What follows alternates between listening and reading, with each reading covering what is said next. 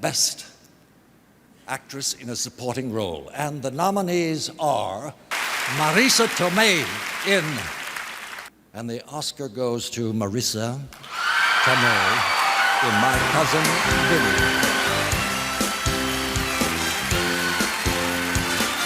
For over 30 years, whispers have followed Marisa Tomei's Oscar win for My Cousin Vinny. Some claimed she didn't deserve it. Others went further, spinning a conspiracy theory that her name was read by mistake and never corrected. Now, Tomei is speaking out, and we're taking a closer look into what she said about the controversy, the role that made her a household name, and how her career proved the doubters wrong. The Oscar night that sparked a rumor. At the 65th Academy Awards in 1993, the audience at the Dorothy Chandler Pavilion erupted when Jack Palance read out Marisa Tomei's name for Best Supporting Actress. She had won for her role as Mona Lisa Vito in My Cousin Vinny, a performance that blended sharp comedic timing with unexpected depth. Her competitors that night were a formidable group: Judy Davis, Joan Plowright, Vanessa Redgrave, and Miranda Richardson, all of whom were nominated for more traditional dramatic roles. Tomei's win came as a surprise to many, and that surprise quickly turned into suspicion. Soon after the ceremony, rumors began to swirl. The most persistent one claimed that Jack Palance had either misread the winner's name or read from the wrong prompt, and that the Academy let the mistake slide rather than correct it publicly. As the theory went, Tomei wasn't the intended winner at all. In the years that followed, the story took on a life of its own, repeated in articles, whispered at industry events, and occasionally referenced in entertainment columns. The idea that such an error could occur at the Oscars and be ignored seemed far-fetched, but it gained traction nonetheless. The tone of the coverage at the time often carried a note of disbelief, as if Tomei's comedic performance could not possibly have been worthy of Hollywood's highest honor. It was a subtle way of saying she didn't belong in that category. As Entertainment Weekly later noted in a retrospective article, quote, "People couldn't accept that the Academy would vote for a comedic performance over British royalty and literary adaptations." This reaction said more about industry bias than Tomei's work itself. But the damage was done, and the seed of doubt had been planted. How the rumor spread. What began as a backstage whisper turned into a full-blown conspiracy theory that refused to fade. Entertainment reporters, talk show hosts, and even industry insiders kept the story alive, often repeating it without evidence. Over time, the claim that Jack Palance had announced the wrong winner became one of the most famous urban legends in Oscar history. The tale had all the elements of a juicy Hollywood scandal: an inexperienced presenter, a surprise win, and the perceived clash between comedy and prestige. But it wasn't based on fact. The rumor persisted for years, despite being debunked by those who knew the process best. Price Waterhouse, the accounting firm responsible for the ballots, was quick to clarify how the system worked. Two accountants stand on either side of the stage, each with an envelope in hand. If the wrong name is read, they are instructed to step in immediately. No such correction happened that night because there was no error.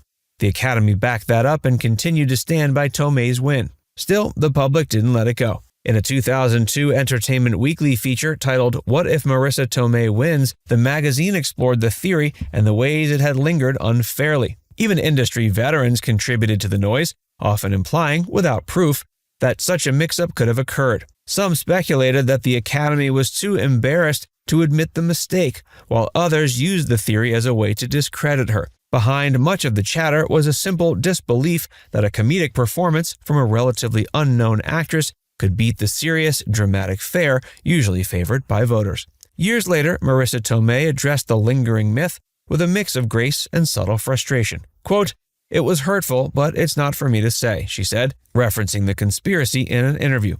"It's part of the culture to tear people down when they rise." The rumor had little to do with fact and everything to do with perception, an unfair judgment rooted in bias against comedy and against Tomei herself. When someone has an Oscar, the first thing I start thinking is, like, where physically is the Oscar? I picture you always having it on you, you know, that it says you have a special carrying case. made of like the finest leather, and you carry it with you, and you don't let it out of your sight. No. I actually didn't even have mine in my apartment until recently. I had it in, well, that's because I kept like moving. In your garage or something? No, I didn't even have a garage. I didn't have an apartment. I kept moving around. I had it in the bank, in a safe deposit box there. And then they called me like 2 months ago because the branch was closing, and I had to go get it out. And I went. It's a good thing they called you, you know. How we threw that out. No, but they remembered me because I forgot my ID when I went to get it. But they said, we know it's you, so they gave it to me again. How do we know it's really your Oscar? So where is it now? Now it's in my bathroom. Well, like my dressing. What are you talking about? It's in your bathroom. It's a roll-on deodorant now. It looks.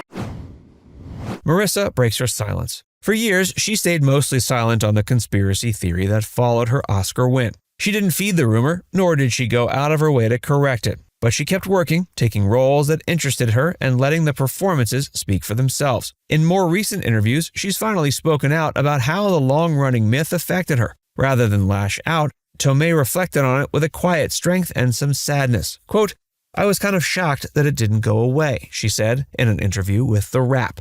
You think, oh, that's going to blow over, and then it never did. She described the experience as both surreal and disheartening.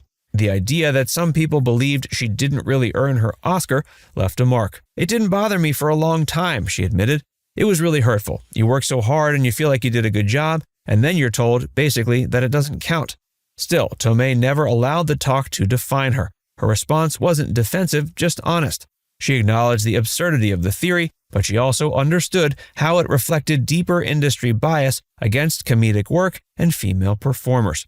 In a 2010 interview with NPR's Terry Gross, Tomei offered more insight into how the win changed her life, not always in the ways she expected. Quote, "There was a lot of pressure after that. People wanted me to prove myself again and again." She added that being the only actor in a broad comedy nominated that year left her feeling like an outlier. The Academy had embraced her, but many in the press, and even in the industry, had not. Still, she handled it with grace, never attacking the doubters, but standing by her work. Quote, "It was a fantastic part," she said about Mona Lisa Vito. "I'm proud of it." After decades of rumors and subtle digs, her words landed not as a rebuttal, but as a final word, a calm and confident refusal to let the story define her legacy. Her role in My Cousin Vinny. Do you always trust your own instincts? No, I wouldn't say that I trust I try to listen to my instincts and first figure out what I'm really feeling about something. Right. And sometimes it's in contrast to what the people, my agents, are maybe thinking might be right for me. But luckily, they're pretty honest with me. So. Marisa's performance in My Cousin Vinny remains one of the most memorable in modern comedy. As Mona Lisa Vito, she played a fast-talking, quick-witted New Yorker with a deep knowledge of cars and a thick accent that never felt like caricature. She brought more than comic relief. She gave the film heart, charm, and a sense of grounded intelligence that made her scenes stand out. Her courtroom monologue about the difference between limited slip and positraction differentials became an instant classic, and her chemistry with Joe Pesci was effortless. Director Jonathan Lynn, who also had a legal background, praised Tomei for her timing and precision. "She nailed it," he once said. "Comedy is incredibly hard, and she made it look easy." Though the film was broadly comedic, Tomei never leaned into slapstick. She played Mona Lisa with a confident realism, treating the character as someone who deserved to be heard. That courtroom scene in particular was more than funny, it was convincing.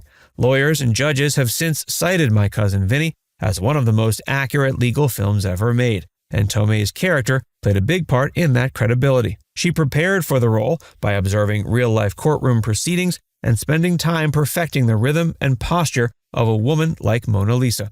The character was loud, opinionated, and unapologetic, traits that were often frowned upon in the female roles at the time. Tomei made them strengths. Quote, "She's not just a girlfriend, she's someone who takes up space," Tomei said.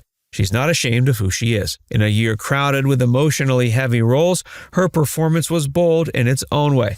It wasn't subtle, but it was finely tuned. It took a certain courage to play it straight in a comedy, never winking at the audience, and that's what made her stand out. Whether voters knew it or not, they were rewarding more than just a joke. They were recognizing a performance that would last. Now it's time to hear from you. What's your favorite Marisa Tomei role? Let us know in the comments section below.